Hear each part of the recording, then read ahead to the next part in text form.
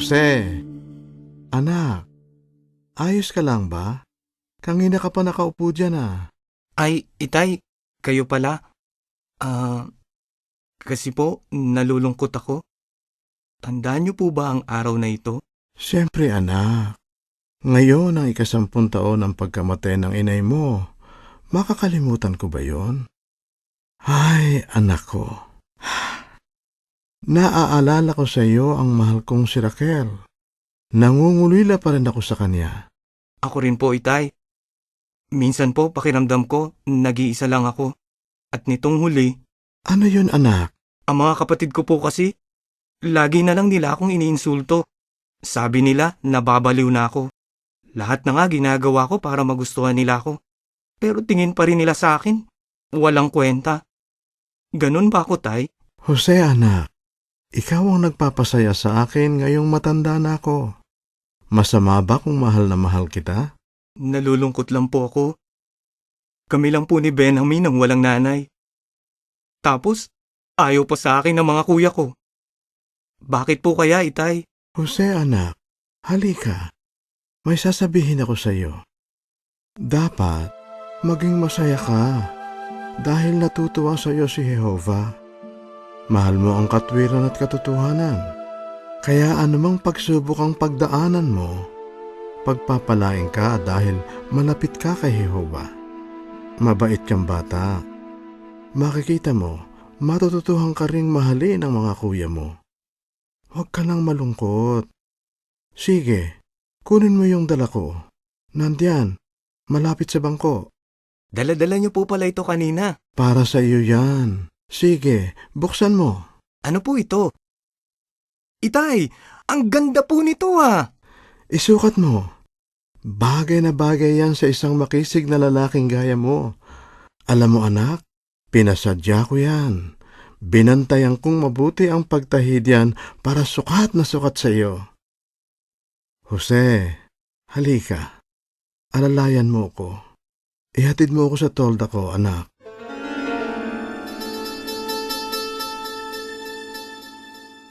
Nakita niyo ba kung paano inaagaw sa atin ni Jose ang ating ama? Ang lakas ng lobo! Hindi na nahiya! Lagi na lang niya tayong sinisiraan kay Tay. Nakakainis siya! Ang daldal niya. Parang manok. Putak ng putak. Walang tigil ng bunganga. Pero kung tutuusin, mali naman talaga yung ginawa ni na Dan, Gad at Neptali. Tama lang naman talaga na isumbong sila ni Jose kay Itay. Pero napasama kami dahil sa sobrang pagiging matwid ni Jose. Mamaya niyan, wala tayong kamalay-malay, gumagawa na pala si Jose ng kwento para makuha ang loob ni Itay. Anong gagawin natin? Aba, tingnan mo nga naman. Heto na ang taga-imbento ng kwento. Sumainyo nawa ang kapayapaan, mga kapatid ko. Kumusta kayo? Makakatulong ba ako sa ginagawa ninyo? Napakaganda ng damit mo ah. Saan ba ang kaharian mo? Kamahalan? Sumaiyo nawa ang kapayapaan, Panginoon ko. Hari ng buong lupain ng Kanaan. Aray! Aray! Ang sakit! Para yatang sumobrang haba ng manggas mo ah. Sino ba ang tumahi niyan? Hubarin mo nga yan. Bigay sa akin to ni Itay. Tinatanong ba namin? Hubarin mo yan. Anong ipinagmamalaki mo? Mukha ka namang dalagang Hiteo. Tingnan mo nga yung hitsura mo. Akala mo ba maiinggit kami? Kuya Simeon, ano bang problema niyo sa damit ko? Wala. Hindi naman damit mo ang problema namin eh. Ikaw. Ngayong hinubad mo na ang damit mo, bugbog sarado ka sa amin. Bakit? Ano bang ginawa ko sa inyo?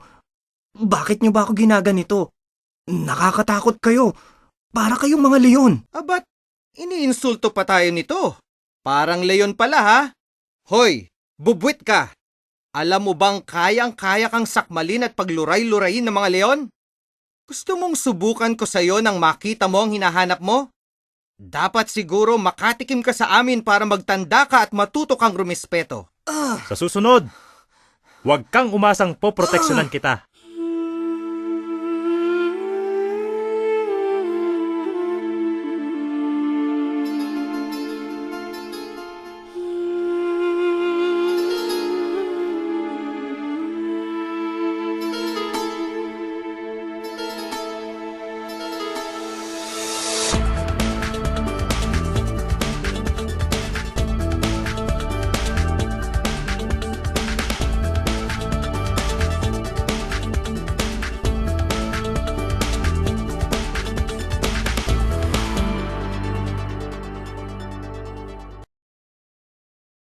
Danny, ano yan? Alam ko na yan. Mag-auxiliary pioneer ka? Wow! Ayos yan, Danny. Sumusulong ka. Sa susunod yan, baka alam mo na, maging missionary ka na. Niloloko niyo naman ako eh. Hindi, totoo ang sinasabi ko. Mabuting halimbawa ka sa amin. Di ba, Billy? Gary, sabihin mo na nga lang yung tungkol sa pelikula. Ay, oo. Danny, bukas na kasi ang premiere ng pelikula. Balita namin, may kakilala ka sa sinihan. Makakadiskarte ka kaya ng tiket para sa amin? Bukas? Yun bang pelikulang yun? Ewan. Di ba tungkol yun sa mga vampira? Hindi maganda yung mga nabasa ko tungkol dun eh. Payagan kaya kayo ng mga magulang nyo? Ba't naman namin sasabihin sa kanila? Kami lang. Gusto mong sumama? Astig daw yung special effects eh. Wala naman talaga akong kakilala dun sa sinihan. At kung meron man, hindi ko kayo ikukuha ng tiket sa pelikulang yun. Sabi na nga ba, syempre, tatanggihan tayo ni Brother Spiritual Minded. Pasensya ka na ha. Nakakahiya naman sa'yo. Last week, kasama mo nga pala sa paglabas ang CEO. Ngayon naman, mag-o-auxiliary pioneer ka. Ang bait-bait ah. Kuya Billy, anong meron? Wala, kwentuhan lang. Sabihin mo na sa kapatid mo. Ito kasing si Danny, pinipintasan yung gusto naming pelikula. Hindi yun eh. Ito kasing si Brother Gomez. Akala mo kung sinong matino. Inoobserbahan kaya kita. Noong magkasunod na dalaw ng CEO, pumartner ka sa kanya sa paglabas. At nagpapa-impress ka sa mga elder sa mga bahagi mo. Pakitang tao lang yun, di ba? Pinagmumukha niya kaming masama. At ngayong nagbabalak siyang mag-pioneer, kritiko na siya ng mga pelikula. Magpa-pioneer ka? Pinag-iisipan ko pa lang. Hindi ko pa nga naibibigay eh. Teka, hindi ko na gusto ang takbo ng usapang to. Tigilan mo na nga siya, kuya. Kita tayo sa school, Danny. Danny, wag na wag mong sasabihin sa ibang tungkol sa pelikula ha. Subukan mo lang. Ready ka na ba, Danny? Ihahatid na daw tayo ng Tito Jack mo. Opo ma, sunod na ako. Danny, bakit hawak mo pa yung application mo? Akala ko ba ibibigay mo na yan ngayon? Nandiyan pa si Brother Torres, ibigay mo na. Hindi pa po ako sigurado eh. Bakit nagbago ang isip mo? Hindi ko po kasi alam kung kakayanin ko. Teka, bakit mo ba gustong mag-pioneer? Para kay Jehovah. Yun naman pala eh. Di ibigay mo na yan at hayaan mong tulungan ka ni Jehovah. Sige na nga po. Pwede bang sa inyo ko na ibigay? Kayo naman po ang sekretary. Oo naman. Ibibigay ko na to kay Brother Torres. Hintayin niyo na lang ako sa labas. Anak, may problema ba? Mukhang malungkot ka. Medyo hindi po okay, ma. Gusto ko pong mapasaya si Jehovah pero kasi yung mga kabataan sa kongregasyon, sabi nila nagmamagaling ako. Nagpapa-impress lang daw ako sa mga elder. Tingin ko, ayaw nila sa akin. Mahirap nga yan, anak. Pero di akong nakikita ni Jehovah ang nangyayari. Kung minsan, pinahihintulutan ni Jehovah na makaranas tayo ng mga problema. Pero sa bandang huli, hinding-hindi niya pababayaan ang mga tapat sa kanya. Alam ko po yun, ma. Palaging sinasabi yan ni Papa. Oo, at sinasabi rin niya na kapag sinuway mo si Jehovah. Alam ko po. Kapag sinuway mo si Jehovah, sa bandang huli, hinding-hindi magiging maayos ang mga bagay-bagay. Sana, buhay pa si Papa. Miss na miss ko na siya.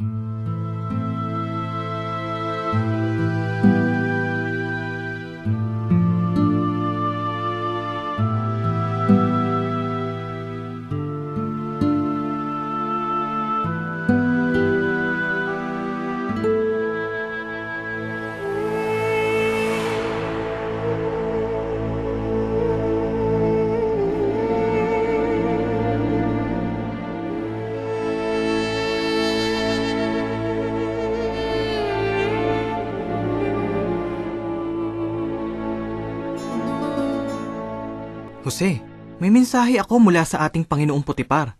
Ano yun, Taharka? Sino ang lalaking ito? Binili ng ating Panginoon ang aliping ito. Siya si Yasib, taga-Kanaan.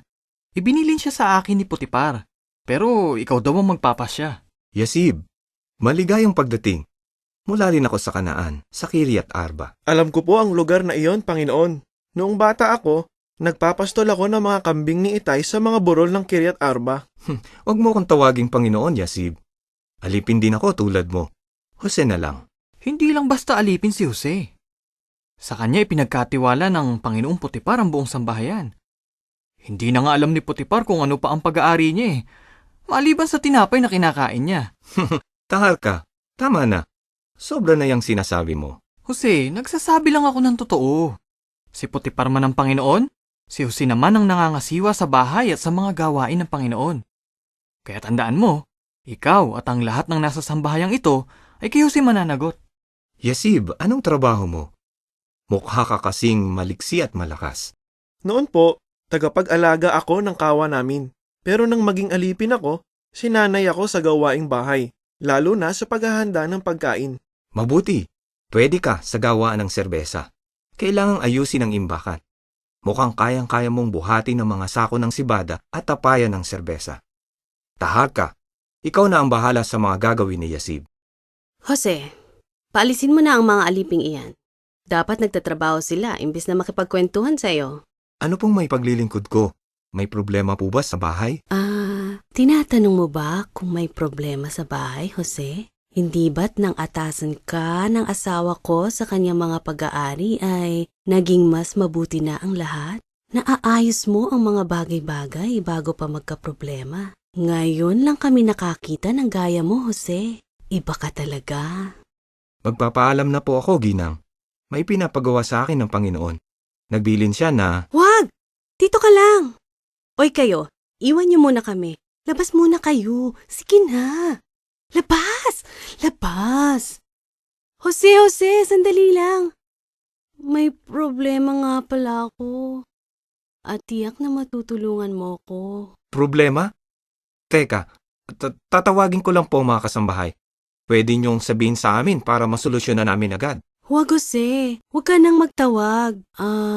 Nakakahiya kasi. Hindi to dapat malaman ng iba. Ano po yun? Lagi na lang ako nag-iisa. Pero meron kayong mga aliping babae. Nandyan lang sila sa labas. Wala namang kwenta ang mga yun. At wala akong kaibigan. Isa pa, napakalayo ng mga kamag-anak ko. At bihira kaming magkita ng asawa ko. Siguro, hindi na niya ako mahal. Jose, napakasarap mong kasama. Napakabait mo at pasensyoso. Pareho tayo. Malayo din ang pamilya mo. Alam kong nauunawaan mo ang nararamdaman ko. Jose, napakahusay mo talaga at napakakisig. Ipapakita ko sa iyo kung paano magmahal. Kaya mo akong paligayahin, Jose. Sipingan mo ako. Halika sa silid. Wala naman ang iyong Panginoon. Sipingan mo ako, Jose. Tumigil ka. Mali yan. Maraming beses ko na itong sinabi sa iyo. At hindi magbabago ang isip ko. Hindi alam ng aking Panginoon kung ano ang nasa akin sa bahay. At ang lahat ng bagay na kanyang tinatangkilik ay ibinigay niya sa aking kamay. Walang sino mang mas dakila kaysa sa akin sa bahay na ito. At hindi niya ipinagkait sa akin ng ano paman maliban sa iyo. Dahil ikaw ang kanyang asawa. Kaya paano ko magagawa ang malaking kasamaang ito at magkasala nga laban sa Diyos? Alis na ako. Jose, sipingan mo ako. Mga gwardya!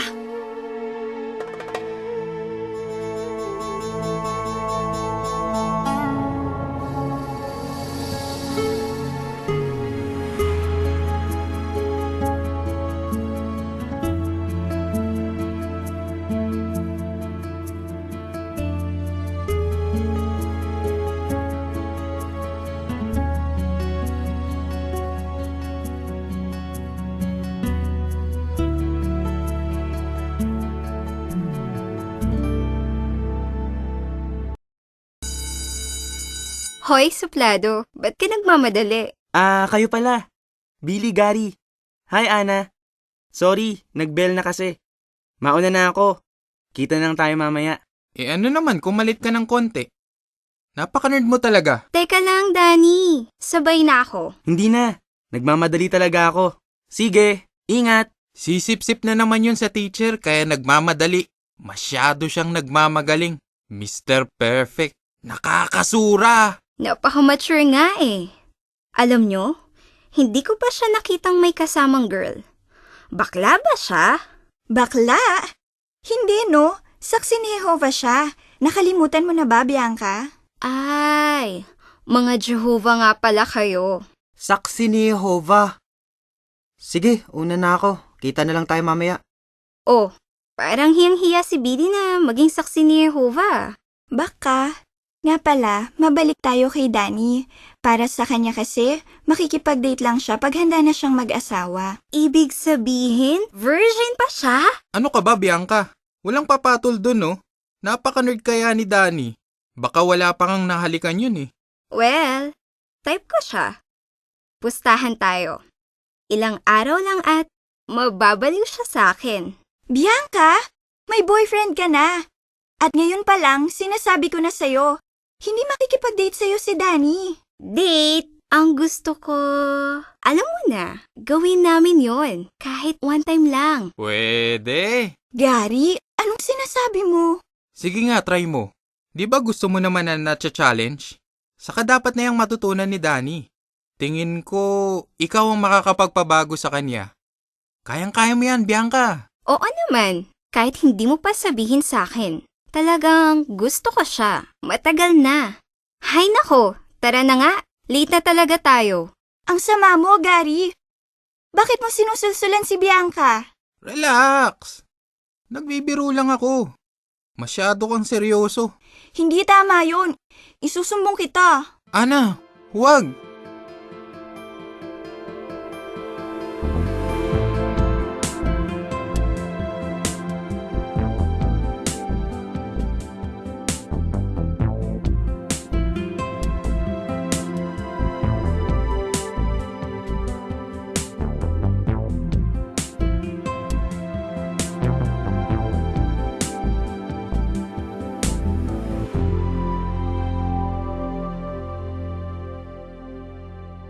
Hi, Danny.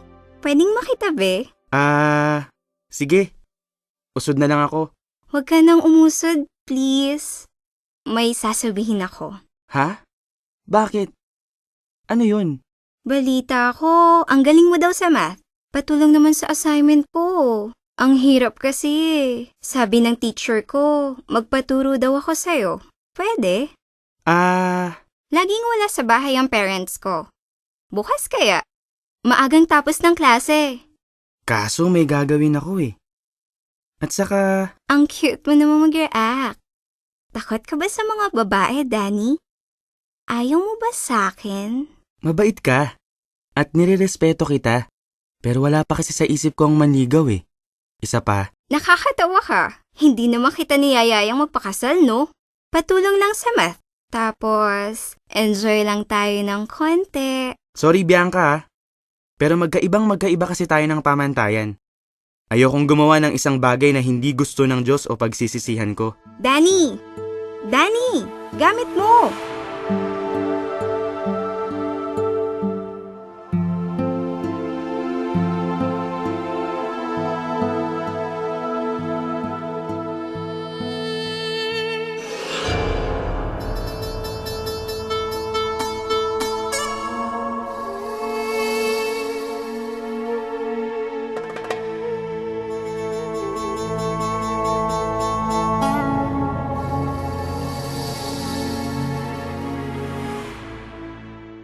Bakit ang tagal naman nilang mahuli si Jose? Dinala-dala ni Potipar sa pamamahay ko, yang Joseng yan, yang Hebreong yan. Isang alipin. Isa lang siyang alipin. Hindi ako makapaniwala. Tinangka niya akong gahasain. Ginawa tayong katatawanan ng walang kwentang alipin yan. Anong binubulong-bulong niyo dyan? Mga tsismosa! Paumanhin po. May ibabalita ako sa inyo. Ba't ngayon ka lang? Nasaan ang walang kwentang aliping yon? Nasaan si Jose? Nahuli na po namin. Nakatanikala na siya. Mabuti. At ginang, dumating na po ang Panginoong Potipar. Papunta na po siya dito. Ha? Dumating na siya? Mabuti naman.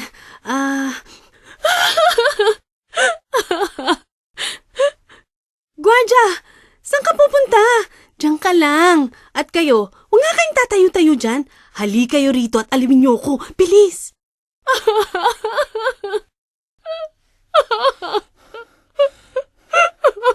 Anong nangyayari dito? Ang aliping si Jose. Ang Hebreong yun na dinala mo. Pumarito siya sa akin upang gawin akong katatawanan.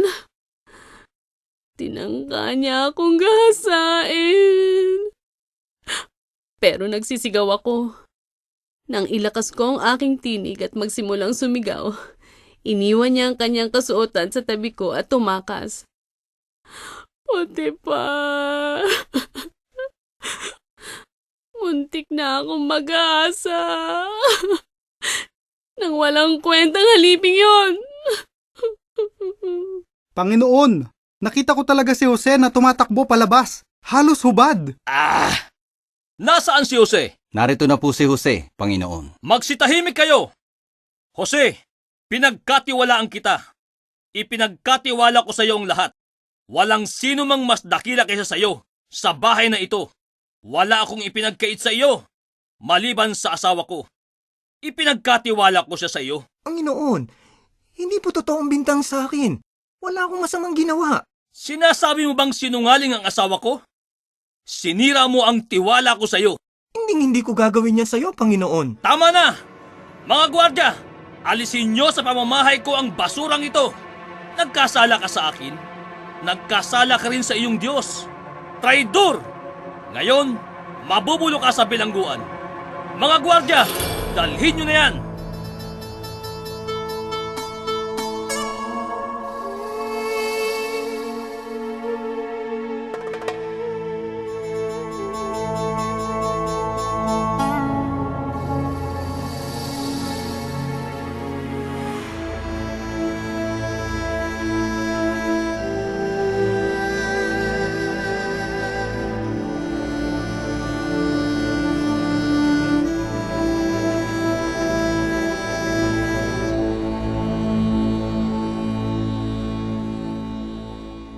Kalagan niyo siya.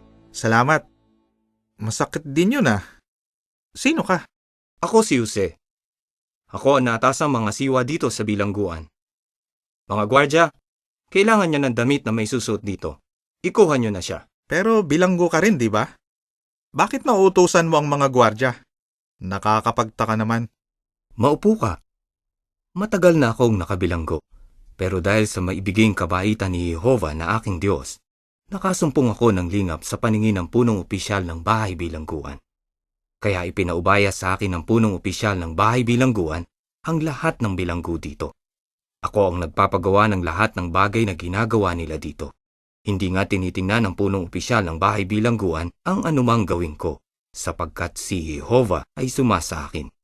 At ang ginagawa ko ay pinagtatagumpay niya. Ikaw, bakit ka nandito? Alam mo, isa akong kilalang mangangalakal. Isang lalaking makapangyarihan. Marami akong koneksyon. Sige, tatandaan ko yan. Pero bakit ka nga nandito? Inakusahan ako na pumatay ng isang alipin ng hari. Ginawa mo ba talaga? Oo, umatake siya eh. Kaya pinatay ko siya. Hindi niya alam kung sinong binangga niya. Ikaw, bakit ka nandito? Pinagtangkaan ko raw gahasain ng isang babae. At nagkataon pang opisyal ng korte ang asawa niya. Ano? Ang tapang mo ah. Sa susunod, kung may gusto kang gahasain, tiyakin mong hindi asawa ng opisyal ni Paraon. Wala akong ginahasa. Wala akong kasalanan. Pinagbintangan lang ako. Baka naman ginalit mo ang mga Diyos. Isa akong Hebreo. Isang Diyos lang ang sinasamba ko. Ang tunay na Diyos. Si Jehovah. Kaya naman pala eh. Isa lang ang Diyos mo. Siguro nakalimutan ka na niya. O baka naman hindi ka mahalaga sa kanya. Basta wala akong masamang ginawa. Pero hindi ko alam kung bakit nakakulong pa rin ako. Minsan naiisip ko, bakit ka nga pala napadpad sa Ehipto? Ipinagbili ako ng mga kapatid ko para maging alipin. Hindi tama yun. Pero malamang nagginalit mo ang mga kapatid mo. Siguradong may nagawa kang masama kaya ka nakulong. Matagal ko nang hinihintay ang paglaya ko, lalo na nitong nakaraang 2 taon. Nakulong dito ang pinuno ng mga katiwala ng Kopa at nangako siyang babanggitin niya kay Paraon ang kabutihan ko. Kaya lang, mukhang nakalimutan na niya ako. Pero umaasa pa rin ako. Basta ako, ayokong magtagal dito. Teka, sino ba yung sinasabi mong opisyal? Yung asawa ng tinangka mong gahasain? Sinabi ko na nga sa'yo, hindi ko ginawa yon. Pasensya na. O sige, sino yung opisyal na nagbintang sa'yo na gusto mo raw gahasain ang asawa niya? Si Potipar. Si Potipar? Ang pinuno ng tagapagbantay? Ah, ikaw pala yun. Naalala ko na. Halos 10 taon na yun, di ba? Ikaw pala yun. Ilang buwan ding usap-usapan yun ah. Tama na. Mga gwardya, pakidala na ang bilanggong ito sa selda niya. Jose, kilala ko si Potipar. Kaibigan ko siya. Ito ang sasabihin ko sa iyo ah. Tanggapin mo na. Hindi ka na makakaalis dito. Gusto ni Potipar na mabulok ka sa bilangguang ito. Umalis na kayo. Diyos na Yehova. Diyos na Yehova. Kinalimutan mo na ba talaga ako?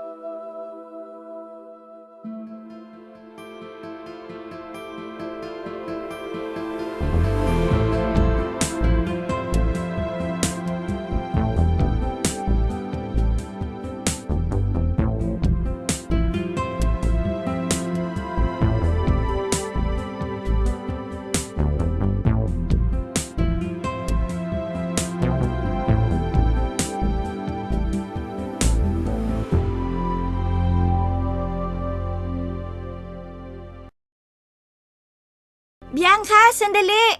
Hi, Anna. Kanino pa kita hinahanap? May sasabihin ako tungkol kay Danny. Yun nga rin ang gusto kong itanong sa'yo. Sabi nila, nakipag-sex ka raw kay Danny? Totoo ba yun? Hindi naman, di ba? Totoo yun. Sabi ko naman sa'yo, bibigay siya sa akin. Hindi totoo yan. Kilala ko si Danny. Hindi ako naniniwala sa'yo. Sabihin mo ang totoo. Relax ka lang. Sige, kwento ko sa'yo pero promise mo muna na hindi mo sasabihin kahit kanino. Bianca, itigil mo na nga yan. Sabihin mo na kasi ang totoo. Actually, wala naman talagang nangyari, okay? Sinubukan ko. Nag-effort talaga ako. Pero tinanggihan niya ako. Basta na lang siyang umalis. Napahiya talaga ako. Ngayon lang ako tinanggihan ng lalaki. Pero sabi nila may ipinost ka daw sa internet. At kalat na yun. Grabe ka, Bianca. Oo, ipinost ko nga sa internet na nag-sex kami. At gusto ko talagang malaman yon ng buong mundo. Ano? Siguro, gusto ko lang makaganti o pahirapan lang siya ng konti. Tama lang yun sa kanya. Konti? Hindi mo ba alam kung anong magiging epekto nito sa kanya? Sorry, nagawa ko na. Gustuhin ko man, hindi ko na mababawi yon. At ayokong bawiin. Hi girls! Anong meron? O Ana, ba't nakasimangot ka? Oo nga, nag-aaway kayo no? Hi guys! Alis na ako. Ana, please, huwag mong sasabihin na. Huwag mong sasabihin? Ang alin? Hindi ako makapaniwala. Ayoko sanang sabihin to, pero dapat niyong malaman. Nabalitaan niyo na ba yung tungkol kina Danny at Bianca? Wow! Sina Danny at Bianca? Huwag mong sabihin. Walang nangyari sa kanila. Hindi magagawa ni Danny yon. Pero itong Bianca, ipinost sa internet na nag-sex sila. So, hindi totoo? Hindi. Inakit siya ni Bianca. Pero tumakbo raw ata si Danny, basta parang ganun. Sino pang may alam nito? Pinag-uusapan na yan ng ilang estudyante. Nabasa kasi nila sa internet. Akala nila talagang nag-sex na Danny at Bianca. Ang hindi nila alam, imbento lang yun ni Bianca. Kawawa naman si Danny. Sasabihin ko to sa mga elder. Anong sabi mo? Wala. Ipapahamak mo ba si Danny? Gary! Usap na lang tayo mamaya.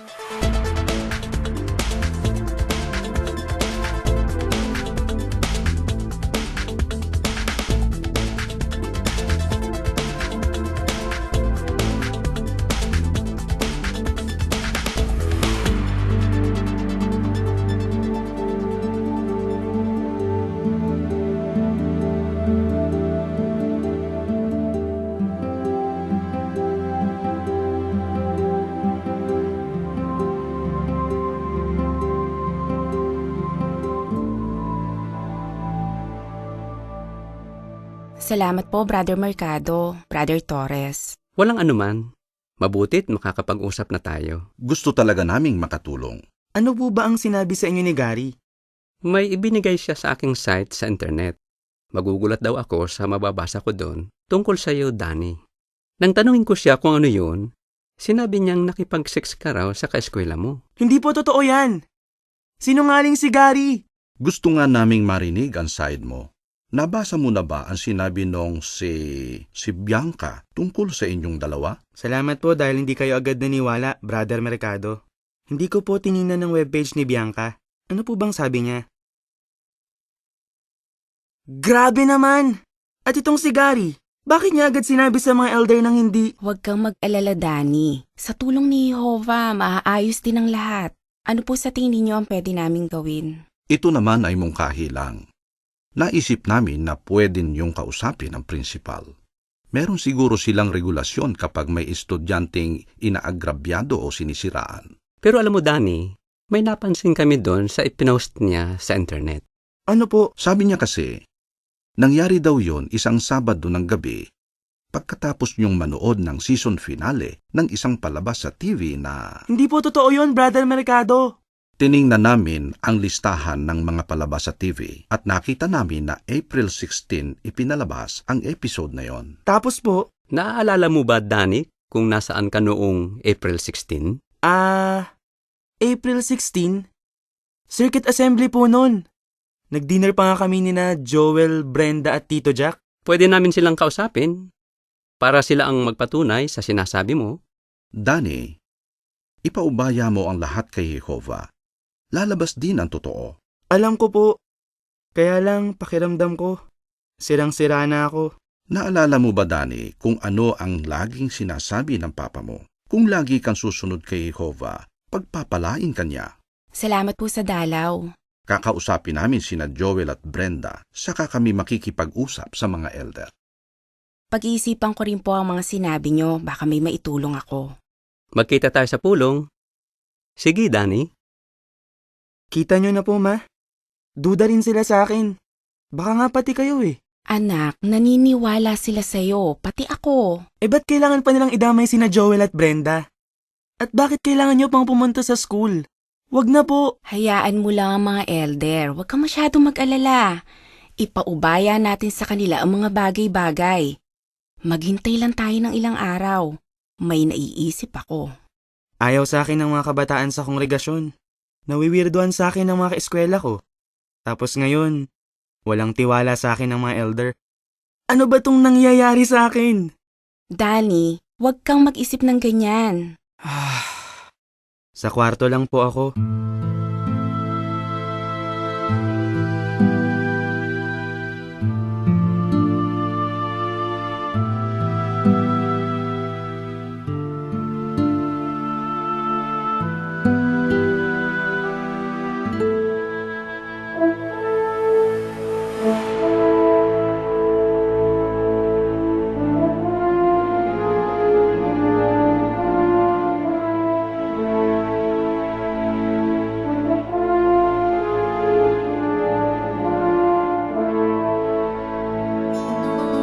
Huwag na kayong magdala rito ng mga walang silbi. Mas matalino pa ang mga bato sa palasyong to kaysa sa mga lalaking yon. Mahikong saserdote. Matatalino raw. Wala namang kwenta ang mahika nila. Wala silang alam. Panginoon, heto na po ang Hebreyong si Jose na ipinasundo niyo. Siya noon ang nagbigay ng kahulugan sa mga panaginip ng inyong katiwala ng kopa at pinuno ng magtitinapay. Alam ko. Alam ko. Ikaw pala ang aliping Hebreo na nagbibigay kahulugan sa mga panaginip. Ang sabi sa akin ng aking katiwala ng kopa, isa ka raw taong maingat at marunong at may pambihirang kapangyarihan. Bahay ko ka ba? Hindi po, Panginoon. Edukado ka ba? Isang iskriba? Hindi rin po, Panginoon. Lumapit ka nga dito, Jose.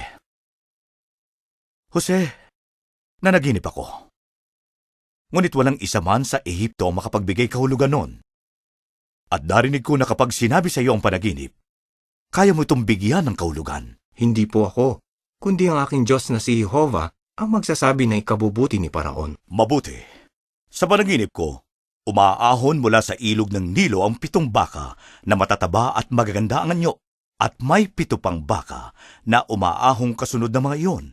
Hamak at napakasama ng anyo at payat, at nilamon ng mga patpatin at masasamang baka ang unang 7 baka. Kaya ang mga iyon ay napasa kanilang tiyan. Pero hindi mapag-aalaman na ang mga iyon ay napasa kanilang mga tiyan, sapagkat ang kanilang anyo ay masama na gaya ng sa pasimula. Sa gayon ay nagising ako. Yun na po ba ang buong panaginip? Meron pa, Jose. Natulog uli ako. At may nakita ko sa aking panaginip na 7 uhay ng butil na sumisibol sa iisang tangkay, mabibintog at mabubuti. At meron ding 7 uhay ng butil na nangunguluntoy, payat, natuyot ng hanging silangan. At pinasimulang lamunin ng payat na mga uhay ang 7 mabubuting uhay. Jose, kung alam mo, ano bang sinasabi ng Diyos mo, yang si Jehovah, tungkol sa mga panaginip ko? Panginoon, ang panaginip ninyo ay iisa lang. Ang 7 mabubuting baka ay 7 taon. Gayon din ang 7 mabubuting uhay ng butil ay 7 taon. Panginoon, 7 taong malaking kasaganaan ang darating sa buong lupain ng Ehipto. Pero ang 7 patpating baka na umahong kasunod ng mga iyon ay 7 taon din. At ang 7 nangunguluntoy na uhay na natuyot ng hanging silangan ay 7 taong tagutom. Jose, talagang galing sa tunay na Diyos ang sinabi mo. Meron bang katulad ng lalaking ito sa buong Ehipto? Ano pa, Jose? Ano pang sinasabi ng iyong Diyos na si Jehovah tungkol sa mga panaginip ko? Sabihin mo kung ano ang dapat kong gawin. Maghanap si Paraon ng isang lalaking maingat at marunong, at italaga siyang mamahala sa lupain ng Ehipto. Kumilo si Paraon at mag-atas ng mga tagapangasiwa sa lupain, at tipunin nila ang lahat ng pagkain sa darating na mabubuting taon, at imbakin nila ang mga butil, at ingatan ang mga iyon. At ang pagkain ay magsisilbing panusto sa lupain para sa 7 taong tagutom, upang ang lupain ay hindi malipol ng tagutom. May iba pa bang masusumpungang gaya ng lalaking ito na nagtataglay ng Espiritu ng Diyos? Yamang ipinaalam sa iyo ng tunay na Diyos ang lahat ng ito. Walang sino man ang maingat at marunong na gaya mo. Jose, ikaw mismo ang mamamahala sa aking sambahayan, at ang buong bayan ko ay dapat sumunod sa iyo. Ako lamang ang magiging mas dakila kaysa sa iyo. Tingnan mo, inaatasan kitang mamahala sa buong lupain ng Ehipto. Halika, Jose. Hinuhubad ko ngayon ang aking singsing na panlagda. Isuot mo. Isuot mo rin ang aking kasuotan at ang aking kwintas na ginto bilang simbolo ng iyong autoridad. Samahan mo ko ngayon sa paglalakbay sa buong Ehipto. Sumakay ka sa 2 karo ng karangalan, at ang aking mga lingkod ay sisigaw sa unahan mo. Abrek! Itinatalaga kitang mamahala sa buong lupain ng Ehipto. Ako si Paraon, hari ng Ehipto. Ngunit kung walang pahintulot mo ay walang taong makapagtataas ng kanyang kamay o ng kanyang paa sa buong lupain. Dapat malaman ng buong Ehipto na ginantimpalaan ng Diyos ang iyong katapatan at pagkamasunurin. Talagang pinagpala ka ng iyong Diyos dahil isa kang taong maingat. Oo, isang taong marunong.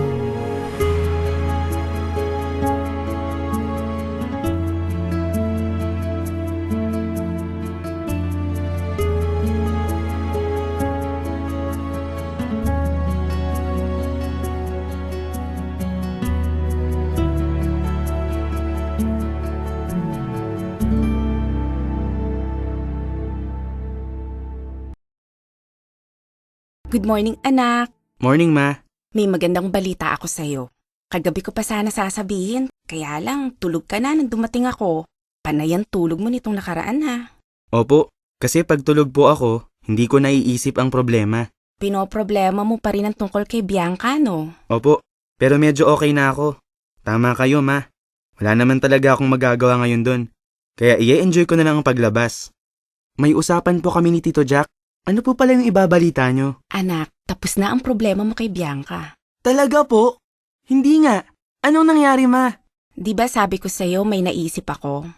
Well, sinabi ni na Joel at Brenda na magkakasama nga kayo nag-dinner pagkatapos ng circuit assembly. At ito pa ang maganda. Tinawagan ni Ana si Kuya Greg. Si Ana? Ano naman po ang kinalaman niya dito? Sinabi ni Ana kay Kuya Greg na inamin ni Bianca na gawa-gawa lang niya ang tungkol sa inyo.